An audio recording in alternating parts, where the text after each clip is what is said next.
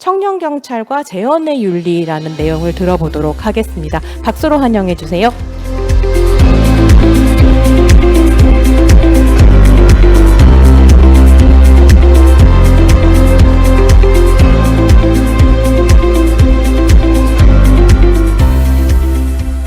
안녕하세요. 네, 국민대 교양대학의 한희정이라고 합니다.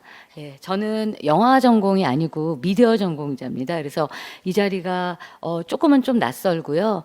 그래서 미디어에서 사실 영화가 차지하는 그 중요성이 엄청 크잖아요. 그래서 영화 연구를 가끔 하게 됩니다.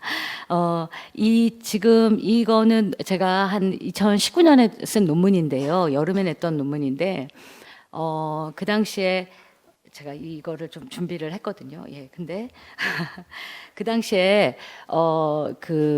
이 청년경찰 2017년에 엄청 이제 정말 그 바람을 불어서 일으켜서 조선족에 관한 어떤 미디어 재현 이런 것들이 되게 문제시되던 그런 시기였습니다. 그래서 그리고 1심 재판이 아마 그때 끝났는데 안 좋은 결과를 냈어요. 그래서 그때 사실은 이거를 좀 2심이 지금 진행 중인데 조선족 재현, 미디어 재현에 관한 연구가 거의 없고 저희가 연구를 하긴 했습니다만 그거는 수용자로서의 한국에서의 사는 삶이라든지 이런 거에 대한 연구였어요. 그래서 직접적으로 청년경찰에 관한 연구는 없었거든요. 그래서 그 연구를 좀 해봐야 되겠다라고 생각을 하면서 일단 1심의 재판 결과부터 이제 들여다보게 된 겁니다. 그래서 제가 이 논문은 마침 여기 영진이 관련 이 지금 세미나를 주관하시는 선생님이 우연히 발견하셔서 저한테 연락을 줬고, 저는 조선족 재현은 굉장히 우리 사회에 특이하게도 K담론에 사실 조선족은 민족주의, 국가주의 우리 너무 강하잖아요. 그런데 그 동포성을 갖고 있기 때문에 이제 포용할 만한 그런 어떤 정체성인데도 불구하고 엄청나게 미디어에서 배제되고 있거든요. 그런데 역시 학술에서도 배제되어 있어서 제가 어디에 이런 얘기를 할 만한 장이 없습니다. 그래서 전화보다 이메일을 제가 먼저 받았던 것 같아요. 그런데 사실 반가운 마음이 있었습니다. 그래서 한번 다시 얘기를 해보자. 그러고 이제 제가 여기 나타난 거고요. 오늘 제가 오는 길에 역에서 사실 여기까지 이제 낯설기도 하고 약속을 이제 늦으면 안 되니까 택시를 탔는데요. 택시 운전사가 청년경찰 관련해가지고 이제 막 그렇게 궁금해서 저한테 묻더라고요. 여기서 청년경찰 얘기를 하다 보니까 범죄도시 1 얘기가 나왔고 범죄도시 2를 봤다는 거예요. 1은 오래돼서 기억이 잘 안 나는데 굉장히 2보다는 조금 덜 잔인했다 이런 코멘트를 하고, 그러면서 그 강혜상 씨인가요? 강혜상 씨가 조선족이라는 거예요. 그래서 아닐 거다 그렇게 얘기를 했는데 자기는 사투리도 들었던 것 같다고. 그래서 정말 그 범죄도시 1의 그리고 청년경찰이 그 같은 해에 청년경찰 먼저 개봉하고 그 다음에 범죄도시가 이제 또 1이 개봉이 됐었는데, 범죄도시는 사실은 리얼한, 그러니까 원래 있었던 사건을 재연했다라는 어떤 그런 점 때문에 그것도 사실 그렇게 장첸이 그런 모습으로 똑같이 나오진 않았지만 어쨌든 실제의 사건을 기반으로 했다. 금천구에 있었던 그 사건이래요. 흑룡강파가 와가지고 그렇게 했다고 얘기를 하는데, 어쨌든 그 자막 한 줄 때문이었는지 어쨌든 문제시하기가 조금 그랬던 것 같아요. 그래서 이제 청년경찰을 갖고 얘기를 했고요. 일단 영화 전반으로 얘기를 하게 되면 여성 재현에 관련해서는 조금은 다양한 근데 이제 범죄자로만 재현되지 않았다라는 거죠. 그래서 조금 다양하다고 표현할 수가 있는데, 어쨌든 그렇다 하더라도 이 뒷부분에 가게 되면 여성들도 2016년 이후에는 굉장히 이제 좀 강한 여성성을 나타내기 위해서 그런지 우상 같은 경우는 저는 조금 다르게 보고 싶은 생각도 있었어요. 천우희 씨가 임신한 몸으로 어쨌든 굉장히 잔인하게 이제 사람을 죽이고 이런 거를 이제 남편도 죽이고 이런 모습들이 나오긴 하는데 조금 다르게 보고 싶은 생각이 여전히 있습니다. 그래서 한번 좀 더 봐야 되겠다는 생각이 들고요.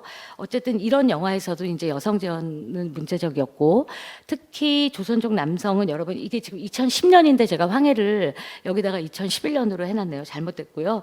2010년에 이제 하정우 씨가 연기를 너무 잘해가지고 사실은 엄청나게 강한 그 인상을 심어줬죠. 그리고 이제 2014년에 아마 오원춘 사건이 납니다. 그래서 저널리즘 쪽에서도 조선족이라 그러면 뭐 완전히, 그래서 오죽하면 사실은 서울시에서 그 행정용어를 바꾸면서 조선족이라는 단어가 너무나 인종주의적인 어떤 그런 이 낙인이 찍혀 있는 단어니까 그러니까 중국 동포로 우리 부르자. 그런데 제가 사실 조선족 분들을 만나서 인터뷰를 해보면 중국 동포나 조선족이나 자기네는 조선족이라고 평생 동안 그렇게 인식하고 살았기 때문에 중국 동포라고 불러가지고 뭐 그렇게 다를 건 없지 않다 이렇게 했었는데, 사실 댓글을 보면 기사에 중국 동포라고 나오면 조금 댓글이 완화된 거는 볼 수가 있어요. 어쨌든 그 조선족이라는 단어에 문제적인 어떤 상황들을 일으키는 데는 영화 재현의 문제가 밑에 깔려 있다라는 거고요. 드라마를 제가 전수조사를 했습니다. 2002년에서 2018년까지 드라마를 전수조사했을 때 딱 하나 이 빅포레스트 신동엽 씨가 주인공으로 나왔던 이 영화에서 동백식당이라는 분의 그 아저씨가 정국한 씨였거든요. 따뜻한 그런 캐릭터로 나왔고, 다른 데는 정말 다 살인 청부업자, 깡패, 조포, 장기 밀매범, 말로 등장을 하더라도 어쨌든 범죄자예요. 100%. 이 지금 동백 그 식당의 주인 빼고. 어떻게 이럴 수가 있을까? 그러니까 거꾸로 생각하면 우리가 미국의 소수민으로 사는데 미국에 이민 가서 사실은 미국 영화에 드라마에 이렇게 비친다는 거 아니에요. 그러니까 이거는 정말 너무나 문제적인 것 같아요. 그래서 어쨌든 조선족 전체를 범죄 집단화하는 그런 사회 인식으로 이제 나오게 된 거고요. 예. 그 다음에 이 청년경찰 같은 경우에도 문제적인 대사가 되게 많은데 사람들한테 회자 많이 되는 거는 이거죠. 예. 그 동네 이제 가지 마라, 길거리 다니지 마라. 근데 대림동을 실제로 그리고 이 지금 뭐 장기 밀매나 낙자 적출하는 그 모습들이 막 보이잖아요.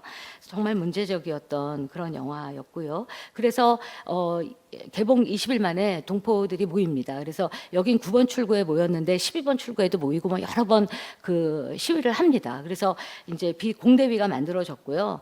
이거는 이제 그냥 있으면 안 되겠다라고 해서 국가인권위에도 내고, 그 다음에 15세 관람가를 좀 어떻게 좀 해보자 해가지고 저희가 그때도 이제 자료로 낸 논문이 있는데, 이거는 저희가 고등학생들을 그 364명을 저희들이 청년 경찰을 본 친구들을 대상으로 해가지고 그 설문조사를 했는데 결과는 그거예요. 조선족을 한 번도 만나보지 못했어요. 그런데 이 영화를 보고 나서 내가 조선족에 대한 인식이 그 몇 가지 이제 척도가 있었는데요. 달라졌다는 거죠. 굉장히 그 악화됐다는 거죠. 그리고 그래서 이제 결국은 이 공대위 변호인단이 이제 꾸려지게 되고, 그러면서 2심 재판을 하게 됩니다. 근데 결과적으로는 2심은 이제 졌는데요. 제가 분석한 거는 1심이었고 2심에서는 이제 하회 권고를 했어요. 결국에 김주환 감독이 앞으로는 좀 특정 집단에 대해서 혐오 표현이 없는지 이런 것들 좀 살펴보겠다, 이렇게 해서 2심이 마무리가 됐습니다. 그러니까 뭐 어떤 처음에 이제 법적으로 이거를 좀 문제시할 때는 사실은 1억 배상을 이제 얘기를 했었죠. 여기 이제 차별 개념이나 이런 것들은 여러분이 원고를 보시고요. 제가 생각하기에는 20분 내에 도저히 이게 다뤄질 거가 아니어서 그냥 넘어가겠습니다. 그래서 네. 25분까지 쓸 수 있나요? 저 20분까지인 줄 알고. 네. 그래서 어쨌든 청년경찰은 인종차별적인 혐오 표현물이다. 이게 이제 그 원고 측의 주장이었어요. 1심 때 이제 처음으로 이거를 법적으로 문제 제기를 해야 되겠다라고 생각을 하면서. 그래서 변호사님이 이제 조영감 변호사님을 비롯해서 한 5분 변호인이 모이고요. 피고는 이제 무비락이었습니다. 그래서 어쨌든 1억을 좀 배상하라. 그리고 원고인 조선족을 구체적으로 모았어요. 66명을 모아가지고 이분들이 이제 각자의 그 자신들이 청년경찰 영화가 개봉된 뒤에 내가 피해받았던 사실, 이거를 이제 진술서를 냈어요. 그래서 저도 진술서를 다 보고 이제 얘기를 하는 거고, 왜냐하면 재판관이 그 진술서를 토대로 하고 그 다음에 여러 가지 이제 재판관으로서의 어떤 판단할 만한 그런 자료들을 또 이제 원고 측, 그 피고 측에서 받았겠죠. 그걸로 이제 했는데, 원고 측 주장은 어쨌든 첫 번째는 이 지금 영화라는 것은 굉장히 악의적이고 뭔가 이게 허구적인 내용이라고 얘기하지만 사실은 대림동에서 촬영을 했고, 그래서 이거는 이제 결국은 어떤 특정 인종 집단이라고 할 수 있는, 사실은 인종 없는 인종주의죠. 조선족은 인종이 없죠. 우리 같은 이제 민족끼리 이러는 거니까. 그런데 어쨌든 인종적 증오와 차별을 증진시킬 수 있는 선동이 일어날 수 있고, 그 다음에 이제 뭐 부정적인 낙인, 그 다음에 편견 심화 이런 걸로 해서 인종차별적인 혐오 표현물이다. 이렇게 이제 얘기를 하고요. 그 다음에 두 번째는 이게 현실에서 벌어진 일로 믿을 만한 개연성을 가지고 있다, 이런 주장을 했습니다. 그리고 세 번째는 즐거움을 목적으로 하지만 어쨌든 너무나 이제 차별을 조장하기 때문에 너무나 악의적이고, 그리고 실제로 원고들이 이 영화를 이후에 개봉된 뒤 한 2년간, 그러니까 2년간은 아니었고 한 몇 달 내지 1년간 이제 경험했을 때 심리적으로 많이 위축됐고, 실질적으로 장사를 하시는 분이나 이런 분들은 수익 면에서도 감소를 하고 뭐 이런 이제 피해 사실을 거기다가 이제 명시를 했고요. 그다음에 네 번째 같은 경우에는 이제 인종차별 철폐 협약을 이제 얘기를 합니다. 그래서 결국은 이 영화가 제작돼 가지고 굉장히 광범위하게 인종차별 같은 그런 이제 그 어떤 차별주의 이런 것들이 이제 한국 사회에 많이 유포가 됐고, 그리고 무엇보다도 이 원고들이 절망감이나 공포감, 또 사회생활로의 지장 이런 것들을 초래했다. 그래서 1억 원의 배상을 하라, 이렇게 이제 얘기를 한 거죠. 그리고 이제 피고 측의 변론은 요지는 굉장히 간단하더라고요. 예술적 창작하고 표현 자유고요. 물론 피고들이 낸 그 원진술서는 제가 보지 못했고, 마지막에 이제 판결문에서의 그 줄여놓은 거를 봤습니다. 그러니까 좀 간단하게 볼 수밖에 없었는지는 모르지만 예술적인 창작 그리고 표현의 자유가 중요하다. 그리고 악의가 없었다. 이런 거를 이제 강조를 했습니다. 그래서 법원의 판단은 이제 6가지로 이렇게 볼 수 있고요. 6가지를 볼 수 있는데 제가 이제 요거를 한 4가지 정도로 축약을 해가지고 이거를 이제 분석을 좀 해봤습니다. 첫 번째는 이제 영화의 표현의 자유에 관한 문제예요. 그래서 이것이 박남천 판사님이신데 제가 이제 법원으로 지칭을 했습니다. 그래서 이거는 이제 가상의 시나리오로 제작이 된 거다.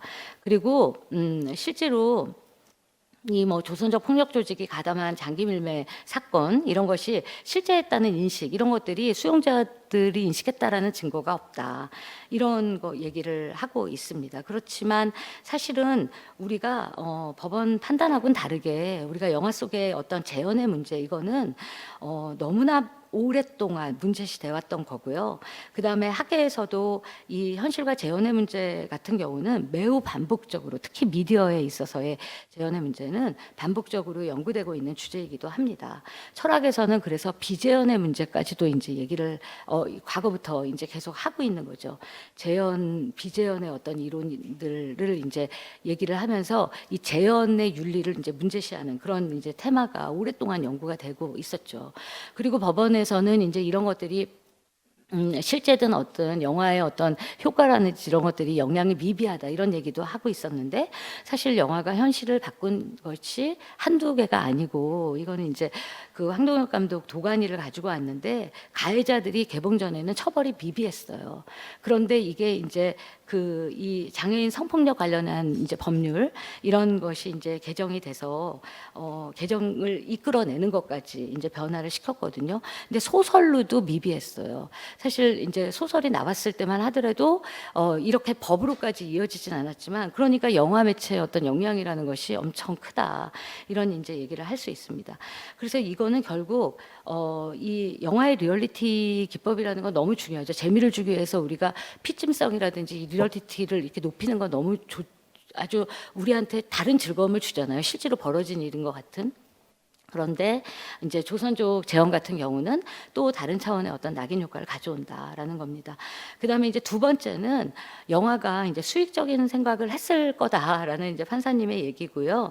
그래서 영화 서사를 잘 보면 한국인 산부인과 의사보다 이 산부인과 의사를 조선족보다도 더 나쁜 사람으로 이제 낙인을 찍고 있다. 그러니까 한국인이 더 나쁘게 묘사되는 경우가 이제 몇 장면 있다, 이런 얘기를 하시는 거죠. 근데 사실은 낙인 효과를 이건 잘못 이해하신 거죠. 권력 관계에 있어서 낙인 효과는 낙인을 사실은 찍는 자와 찍히는 자가 있는 거잖아요.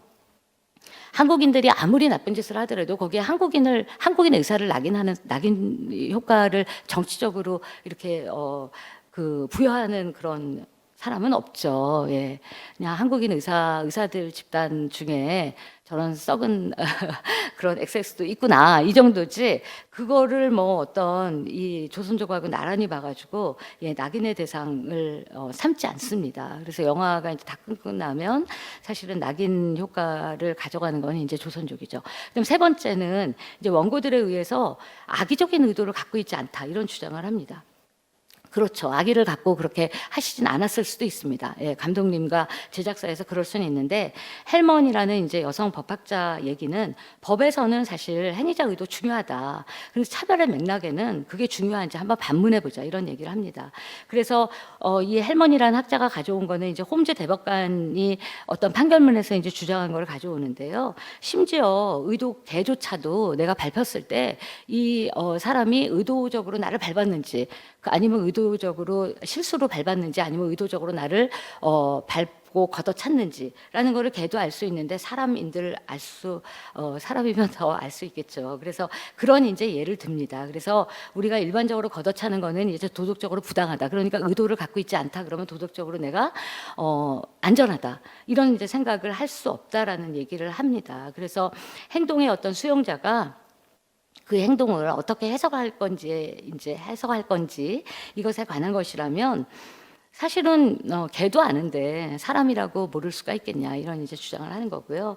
그래서 이제 이 논리를 적용하면 사실 청년 경찰의 제작진이나 감독 의도가 무엇인지 이거 중요하지 않죠. 우리가 영화를 어떻게 봤는지가 이제 중요합니다. 그래서 조선족과 대림동에 대한 부정적인 인식 이런 것들이 사실은 이제 영화를 보고 나오면서 관객들이 그런 얘기를 한대요. 야 대림동 가봤니? 나 못 가봤는데 야 이제 거기는 가면 안 되겠다.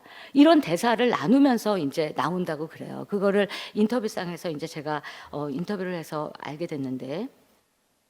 그리고 또 이제 박 판사님은 이 지금 레드마켓이라고 하는 장기 밀매 시장 같은 사건 이런 것들이 사실 뭐 이 영화를 통해 가지고 이게 이제 뭐 진짜 있는 모습이다라는 거를 그런 인식이 확산됐다라는 것을 우리가 단정하기는 참 어렵다 이런 얘기를 하십니다. 그런데 이제 이 영화가 사실은 주는 거는 상상력의 봉쇄라고 생각을 해요. 그 조선족이라는 어떤 우리 한국에 지금 한 83만 그래서 뭐 약간 지금 이제 좀 코로나 시기에 굉장히 뭐 힘들어지셔가지고 좀 이제 변동 사항이 있겠지만 어쨌든 대략적으로 한 80만 그리고 한 3만 정도가 이제 그 언다큐멘티드 워커로 이제 와 있는 그런 분들인데 이분들 같은 경우를 상상할 때 우리가 실제로 조선족을 저도 사실은 연구를 위해서 일부러 컨택하기 위해서 이제 막 만나고 그리고 오랫동안 이제 관여했던 선생님들하고 연결하고 이러다 보니까 저도 조선족 선생님들과 친구가 주변에 있는 거지 사실은 조선족을 만나기 어렵습니다. 그러니까 대학에서도 내가 조선족이라고 얘기하지 않습니다. 중국 학생이라고 얘기를 하죠. 그런데 이제 한국어를 쓰는 걸 보면 이제 저 같은 경우는 그걸 알지만 그들이 왜 드러내지 않겠어요? 제가 중국 동포입니다. 저는 조선족입니다. 이러고 왜 드러내지 않겠냐라는 거를 생각을 해야 된다는 거죠. 우리의 상상력에는 다른 조선족이 없습니다. 그래서 이런 영화가 조선족에 대한 상상력을 봉쇄시킨다라는 것이 이제 주장이고요. 그래서 뭔가 이 절대적인 타자가 되는 거죠. 개인일 수가 없고 한 개인이 싱귤러리티로 인정을 못 받는 거예요. 그냥 보면 바로 그냥 조선족의 범주로 딱 묶여버리는 그것이 얼마나 이제 심각한 사태인지를 판사님이 잘 모르셔가지고 그러신 것 같습니다. 그래서 판사라는 분이 그리고 또 하나는 이 지금 혐오의 언어라는 거는 사실은 욕설, 낙인 이런 것만 있는 게 아닌 거거든요. 우리 사회에 여기 이거는 이제 윤지영 선생님의 제가 논문에서 가지고 왔는데 우등적 가치의 어떤 이름과 가치 이런 것들도 같이 승인받을 수 있도록 합니다. 그래서 그거를 승인받지 못하게 하는 거거든요. 그게 이제 수능화의 지대인데요. 그래서 굉장히 조선족 분들은요, 심지어 스피치 학원을 다녀요. 그리고 내가 북한 사람으로 그러니까 이탈 주민으로 북한 이탈 주민으로 오해받는 것을 오히려 반갑게 생각을 하세요. 오죽하면. 그러니까 이런 어떤 그 아픔이라는 거는 진짜 당사자가 아니면 알 수 없는 그런 상황인 것 같아요. 그리고 좀 더 많은 미디어에서 성공한 조선족을 많이 보여줘가지고 우리 조선족도 한국 사회에서 이렇게 사실 변호사가 한 6분 정도 된다 그래요. 근데 그 변호사 분들도 사실 내가 조선족 변호사다 이렇게 얘기를 못 하시는 것 같기도 해요. 한 분은 제가 신문 인터뷰를 그 조선족 관련한 그 이제 그쪽 매체에서 제가 본 기억이 나기는 합니다만 어쨌든 주류 매체에서는 드러내지 아예 그냥 없는 존재가 되는 거죠. 성공한 이들은 굉장히 잘 사는 분도 많고요. 예전에 이제 만주에서나 이렇게 그쪽으로 넘어갔을 때 이분들이 사실은 한국에 있는 국적을 그냥 놔두고 그리고 이제 몸만 가신 분들도 있기 때문에 사실 오면은 이제 한국인으로 예 제가 너무 마음 놓고 이제 또 발표를 하는 바람에 죄송합니다. 예 그래서 결국은 어쨌든 미디어 조선족이 철저하게 타자화되고 있다라는 말씀을 드리고 싶고 우리 한국 사회에서 이 다양성과 표현성을 얘기한다 그러면 조선족의 미디어 재현은 반드시 한번 다시 되짚어봐야 될 문제이다. 그리고 어쨌든 지금은 사실은 영화를 만들면 짤방이라든지 유튜브에 굉장히 문제적인 장면들이 막 돌아다닙니다. 그래서 영화가 영화로만 끝나지 않아요. 그래서 우리가 어떤 맥락과 이 사회적인 맥락, 수용, 그 다음에 이거를 이제 재생산이 끊임없이 되고 있다는 거 이런 점을 생각해서 제작자들이 미디어에 있어서의 재현의 문제에 관련해서 조금 더 생각을 좀 해주셨으면 좋겠습니다. 감사합니다.